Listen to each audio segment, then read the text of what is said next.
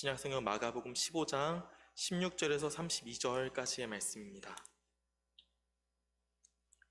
마가복음 15장 16절부터 32절까지의 말씀입니다.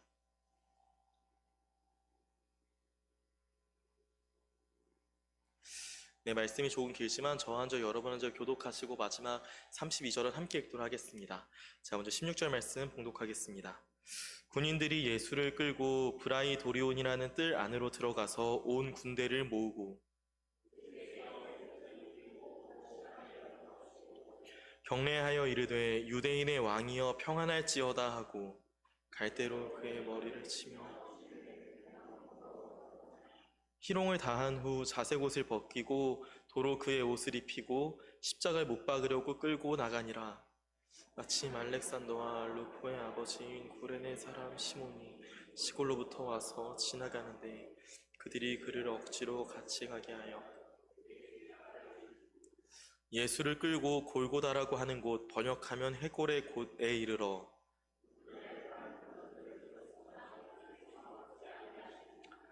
십자가에 못 박고 그 옷을 나눌세 누가 어느 것을 가질까 하여 제비를 뽑더라.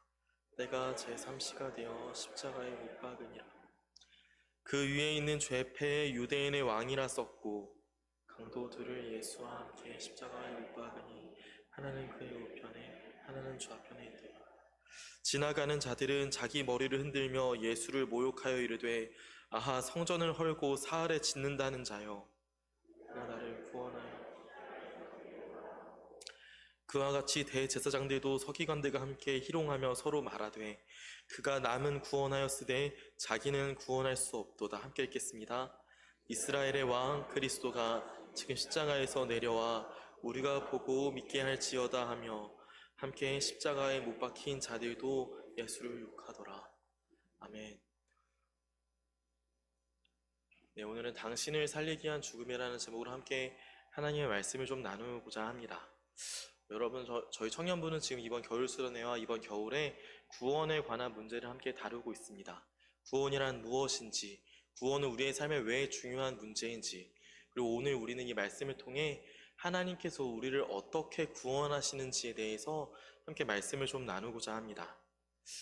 오늘 우리가 함께 읽은 이 마가복음의 기록은 우리가 잘 알고 있는 예수님의 십자가의 장면입니다. 오늘 가장 먼저 우리가 할 것은 이 예수님의 십자가 장면, 우리가 잘 알고 있지만 우리가 그림을 잘 그리지 못하는 이 장면을 우리가 함께 찬찬히 자세히 이 당시의 상황을 함께 머리로 좀 그려보고자 합니다. 먼저 오늘 말씀은 그 예수님께서 십자가에 달리시기 전의 장면으로 시작합니다. 오늘 예수님께서는 로마 군인들에 둘러싸여서 그 로마 군인들에게 오늘 본문의 표현대로라면 조롱과 모욕과 희롱을 당하고 있습니다. 그들이 오늘 예수님을 어떻게 모욕합니까? 오늘 우리가 함께 읽은 15장 17절부터 20절까지의 말씀 우리 함께 읽어보겠습니다. 17절부터 20절까지입니다. 시작. 예수에게 자색 옷을 입히고 가시관을 엮어 씌우고 경례하여 이르되 유대인의 왕이여 평안할지어다 하고 갈대로 그의 머리를 치며 침을 뱉으며 꿇어 절하더라.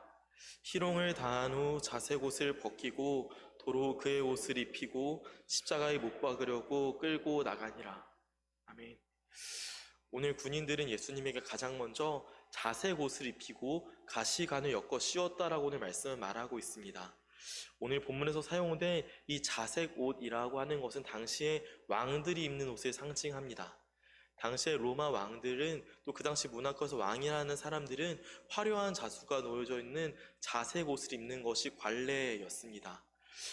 오늘 군인들이 왜 예수님께 이러한 왕의 옷처럼 보여지는 옷을 입히냐면 바로 이전 우리가 함께 읽진 않았지만 예수님의 재판 장면에서 빌라도가 예수님께 네가 과연 유대인의 왕이냐라는 질문에 예수님께서 내가 당신이 말하는 바로 그다라고 대답하였기 때문입니다. 오늘 군인들은 예수님을 조롱하며 말합니다. 네가 정말 왕이 맞느냐라고요. 네가 너 입으로 유대인의 왕이라 하였는데 너가 정말 왕이 맞느냐? 왕이라면 어찌하여 지금 죄인의 신분으로 우리 앞에 서 있으며 옷 하나조차 우리가 입혀주는 걸 입히고 자유를 박탈당하였느냐라고 오늘 조롱하는 것입니다. 또 오늘 말씀에서는 왕들이 신은 관 대신에 오히려 입힌 자를 명예와 영광을 얻게 하는 것이 아닌 고통과 상처만 주는 가시관을 엮어 씌웠다라고 말합니다. 보통의 면류관들은 그 사람에게 영광과 자랑과 영광스러운 어떠한 것을 주는 용도라면, 이 과시관은 철저하게 이 가시관을 쓰는 자를 고통스럽게, 또 수치스럽게, 스스로 왕이라 말하였지만 전혀 왕 같지 않아 보이는 모습을 극명하게 대비시키며, 오늘 군인들은 의도적으로 예수님을 왕 취급하며 예수님을 조롱하고 있다는 사실을 잘 보여주고 있습니다. 또 오늘 우리가 함께 읽지는 않았지만 동일한 장면을 기록한 다른 본문에서는 예수님의 손에 갈대를 쥐인다라고 말합니다. 우리가 잘 알고 있는 것처럼 그 당시에 대부분의 왕들은 왕의 통치를 상징하는 왕의 지팡이를 들고 다녔습니다. 이 지팡이는 왕의 권력의 상징이요, 우리가 잘 알고 있는 에스더의 말씀에서는 왕이 규를 내미는 것이 그 사람에게 어떠한 잘못도 용서해주는 놀라운 권세를 주어주는 그런 명예의 상징이 바로 왕이 들고 다니는 지팡이, 왕의 규입니다. 그러나 지금 예수님의 손에는 영광스러운 황금의 규가 아니라 너무나 보잘것없는 갈대 조각이 쥐어져 있습니다.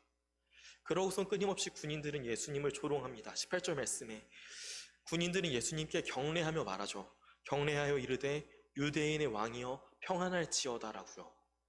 여러분은 예수님의 상황이 과연 평안할 만한 상황입니까? 예수님의 지금의 이 모습이 다른 군인들이 왕에게 경의를 표하며 왕이시여 평안하십시오라고 말하는 그 인사가 어울리는 장면입니까? 오늘 군인들은 의도적으로 계속해서 예수님을 수치스럽게 만듭니다.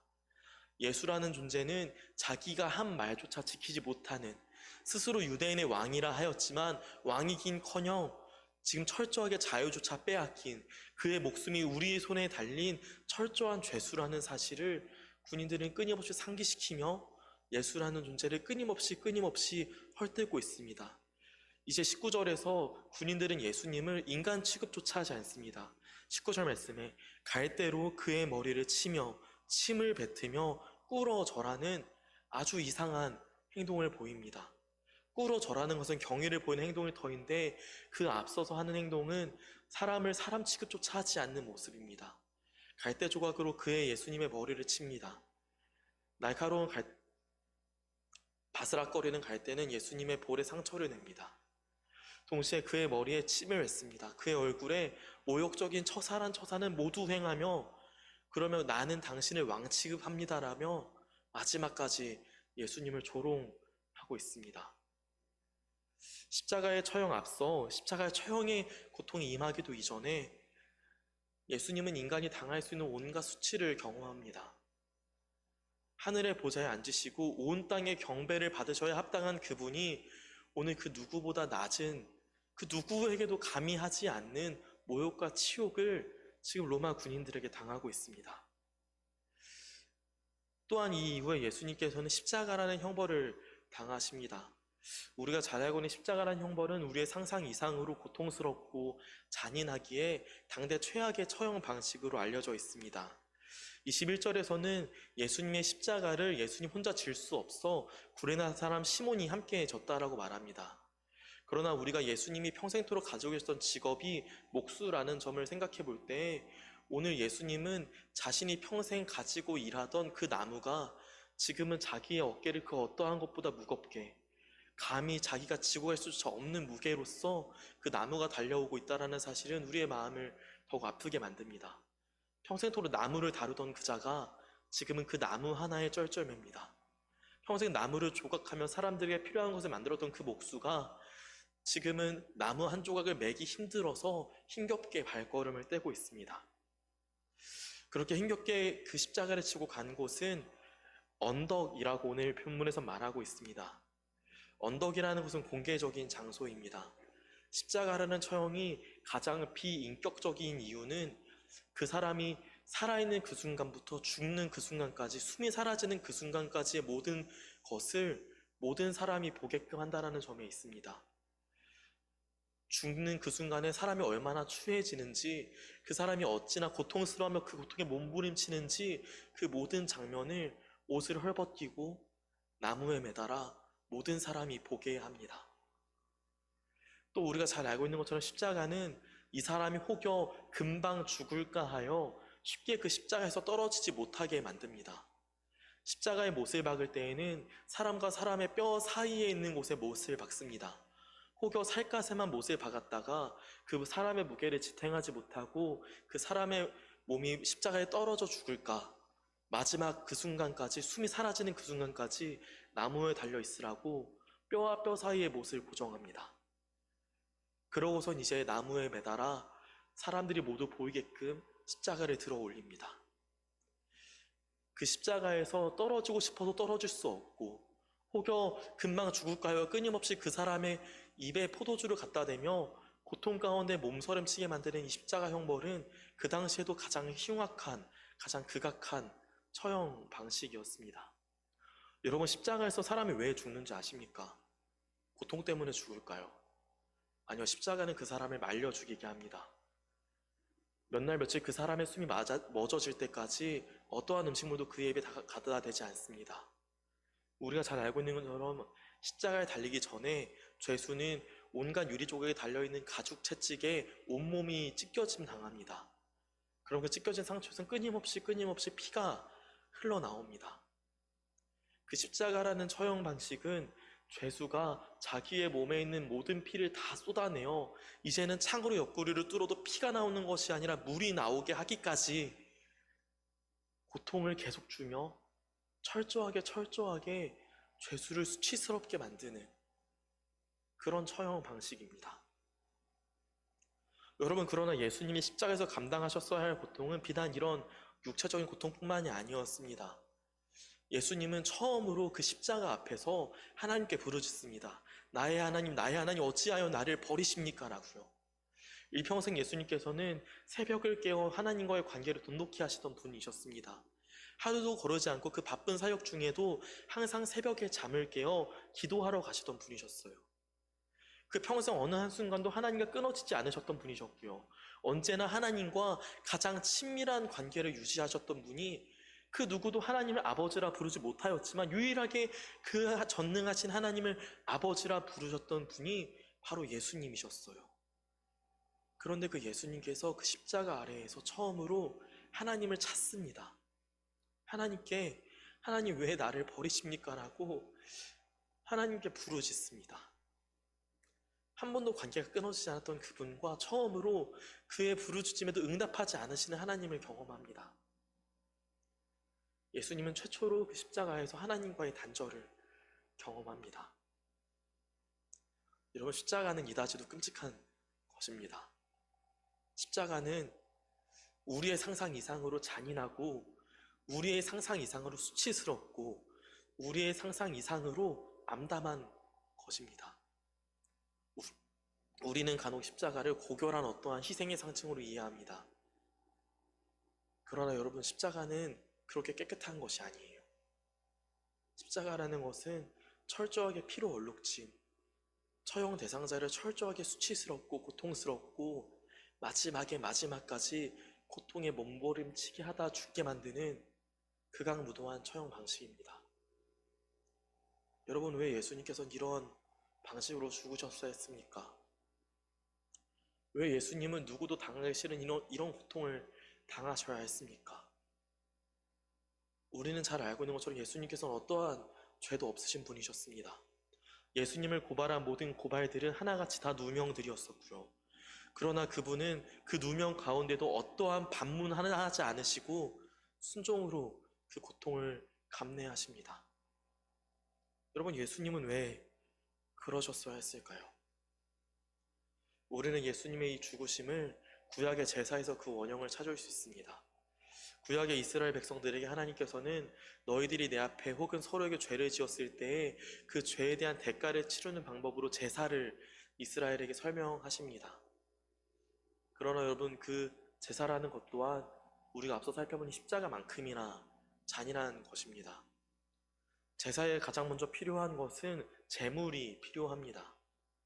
그러나 제물을 드릴 때 하나님께서 가장 먼저 요구하시는 것은 이 제물에 어떠한 흠이나 상처가 없어야 한다라고 말씀하십니다.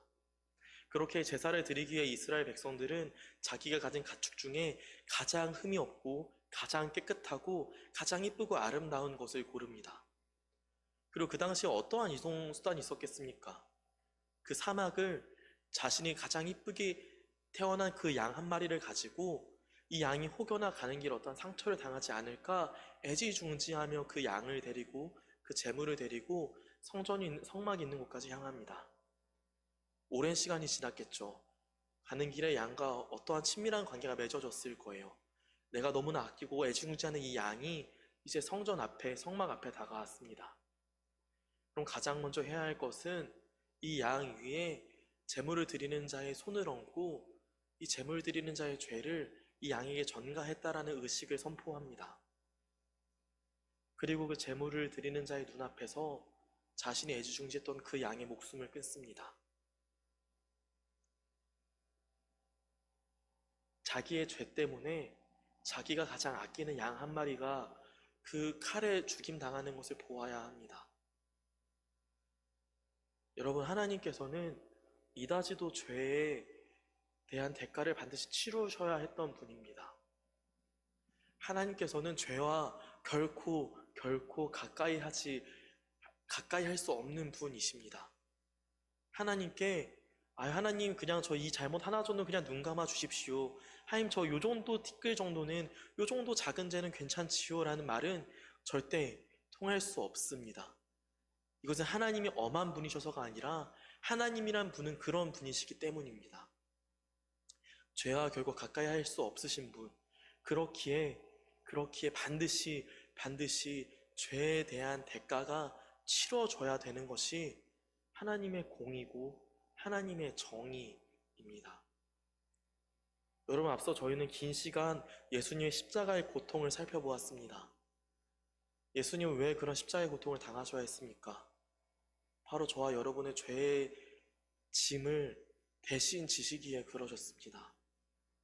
우리가 당해야 할 죽음이었고, 우리가 당해야 할 수치였고, 우리가 당해야 할 고통이었지만, 우리를 위해서 우리에게 그 죄의 값을 대신 지지 않게 하시려고 예수님이 대신 그 십자가에 달리셨습니다.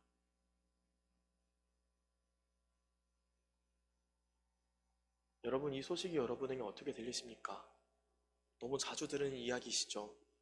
예수님이 당신을 사랑하셔서 당신의 목숨을 버리셨습니다라는 이야기는 우리가 평생토록 들어온 이야기예요. 어쩌면 그래서 우리는 이 이야기에 너무 둔감해져 있습니다. 너무 이 이야기가 우리에게 당연해져 있습니다.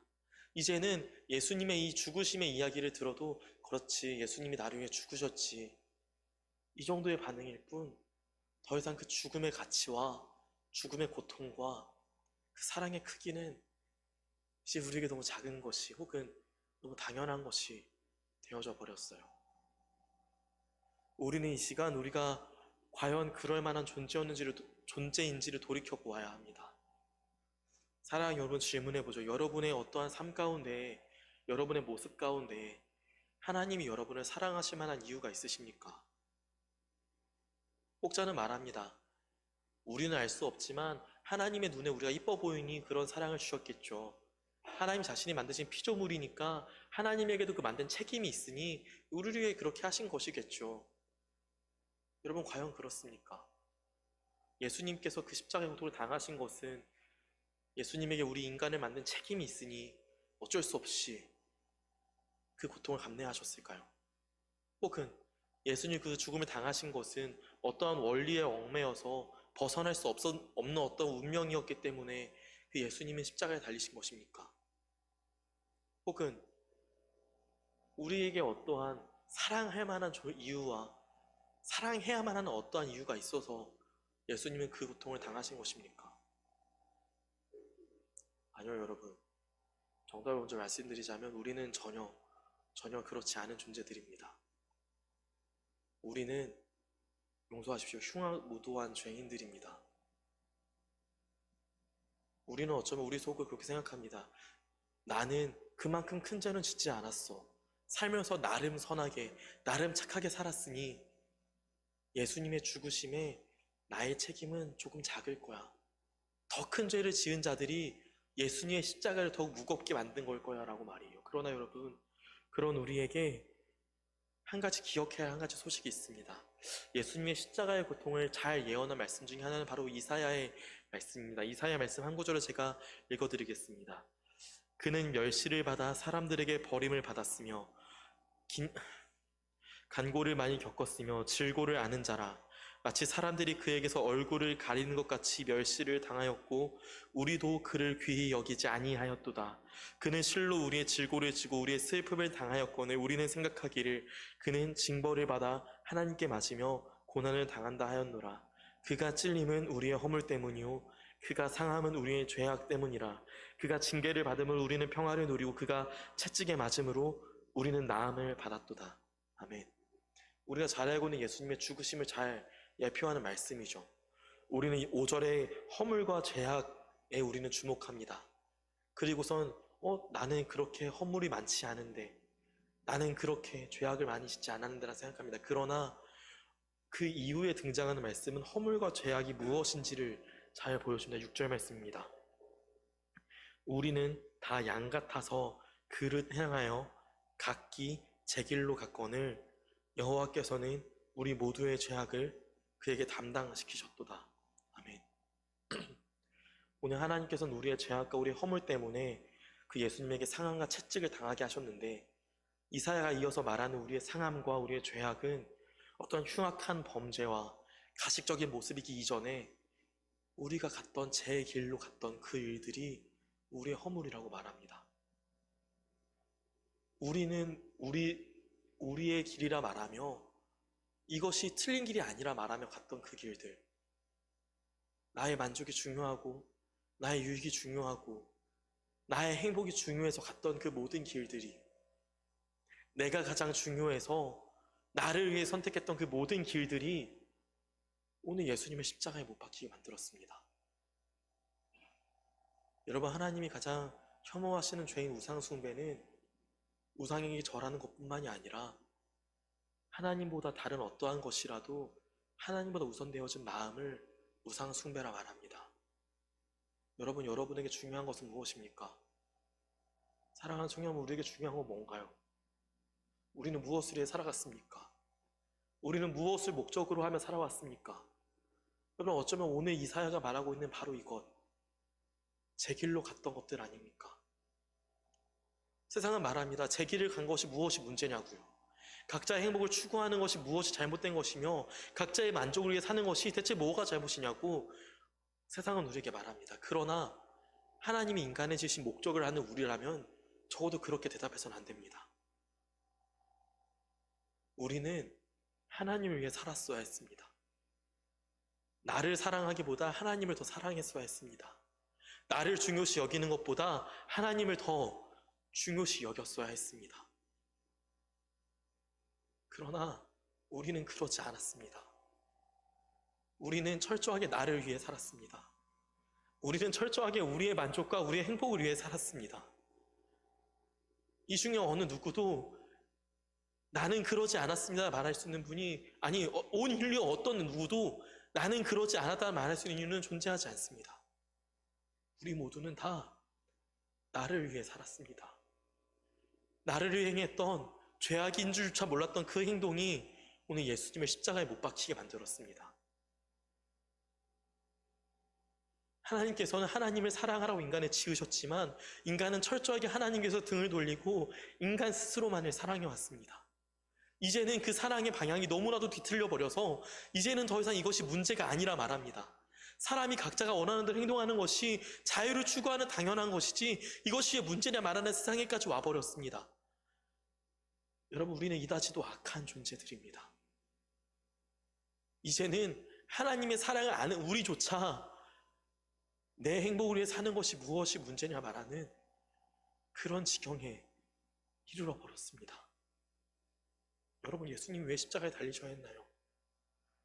예수님은 왜 그런 모욕과 멸시를 받으셔야 했나요? 하늘의 왕이셨던 그 분께서는 왜 이 땅 가운데 오셔서 낮은 인간의 모습으로 오셔서 왜 인간조차 당하지 않는 고통을 당하셔야 했습니까? 우리의 행복을 위해 행했던 그 모든 일들, 나를 중요시 여겼던 모든 마음들, 겉으로는 드러내지 않았지만 마음속으로 지금도 짓고 있는 그 죄악들 때문에 오늘 예수님이 십자가에 달리셨습니다. 고작 사랑이라는 이름 하나로 우리의 존재를 사랑하신다라는 우리는 감히 이해할 수조차 없는 그 이유로 오늘 예수님이 그 고통을 당하셨습니다. 오늘 우리는 그 사랑 위에 서 있습니다. 오늘 우리는 그 사랑으로 구원을 받았습니다. 우리가 받은 그 구원은 그 십자가의 수치와 피 위에 올려져 있는 것입니다. 혹자는 말합니다. 그냥 어느새 치면 되지 않았나요? 그냥 눈 한번 딱 감으시고 하나님이 인류의 죄를 용서해 줄게라 말씀하시면 안 되는 문제인가요? 네. 그럴 수 없는 문제입니다. 우리는 하나님이 죄에 대하여 얼마나 분노하시는지 죽었다 깨어나도 알 수 없습니다. 오직 하나님께서는 하나님이 전 인류의 죄에 대하여 얼마나 진노하시는지 그 십자가에서 그 예수님께 온전히 쏟으셨어요. 우리는 이제 그 예수님의 죽으심을 상상하며 하나님이 죄에 대해 얼마나 진노하시는지 고작 정말 작게 상상해 볼 뿐입니다. 사랑하는 여러분, 우리는 그런 사랑을 받은 존재들입니다. 사랑하는 여러분, 우리는 그런 희생으로 구원받은 존재들입니다. 하나님께서 저와 여러분을 구원하시려고요. 하나님께서 저와 여러분에게 다시금 관계를 맺으시려고요. 다시금 우리를 떠났던 사랑의 아들의 나라로 옮기시려고요. 오늘 그 수치를 당하셨어요. 사랑하는 여러분, 권면합니다. 그 사랑을 당연시 여기지 마십시오. 날마다 그 사랑을 기억하십시오. 우리는 절대 결코 그 사랑을 잊어서는 안 됩니다. 우리는 언제나 우리를 향하신 그 놀라우신 사랑을 기억해야 합니다. 말씀을 맺고자 합니다. 여러분, 우리는 얼마나 여전히 죄를 사랑합니까? 삶에서 얼마나 많은 십자가에 대한 설교와 죄에 대한 설교를 들으셨겠어요. 그런데도 여러분, 우리의 삶은 어떠합니까?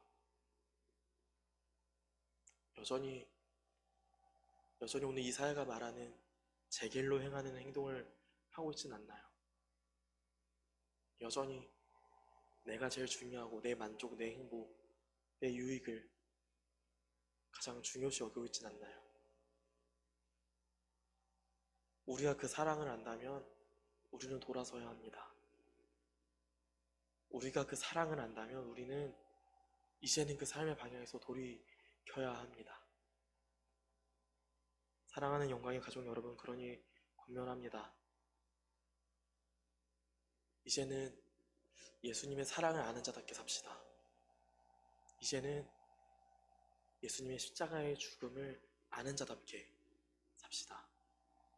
날마다 구원받은 자답게 살아가는 사랑하는 우리 영광의 가족과 우리 사랑하는 청년들이 되길 진심으로 소망합니다. 함께 좀 기도하시죠.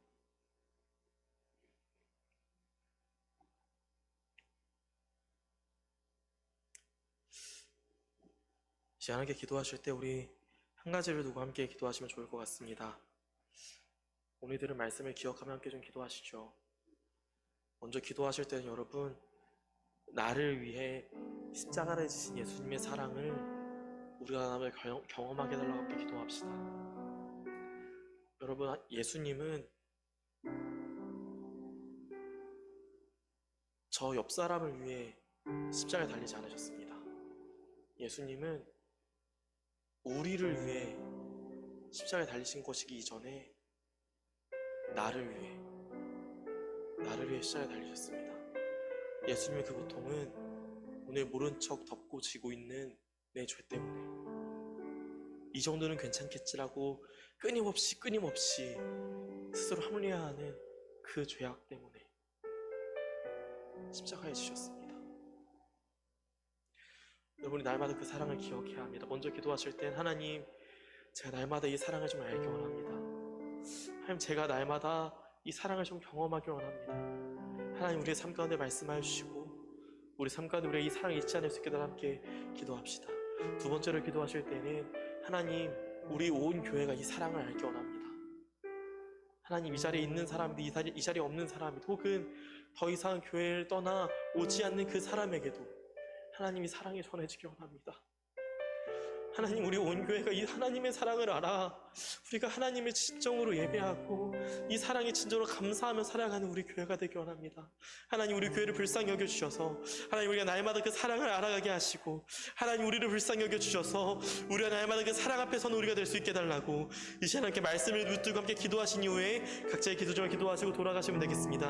함께 이 시간 그 사랑을 구하며 그 예수님의 사랑을 기억하며 함께 주님께 기도하며 나아갑시다. 함께 기도하며 나아갑시다. 참 좋으신 하나님, 감사합니다.